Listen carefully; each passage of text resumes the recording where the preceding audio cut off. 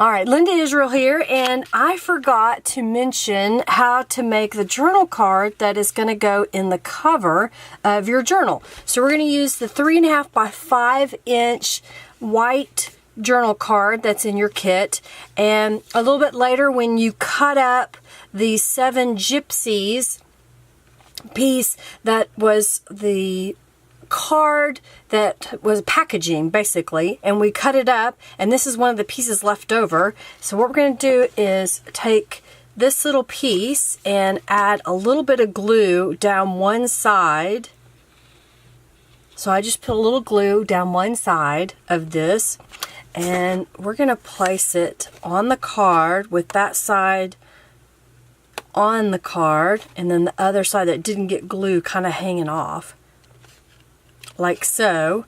And then this will dry and it will fit in this little pocket, and when it does you can push it in.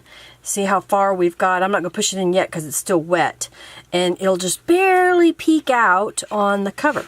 So I forgot to mention that because I was going to come back to it because I knew I had to cut this piece up, but now it's done. I hope you liked it.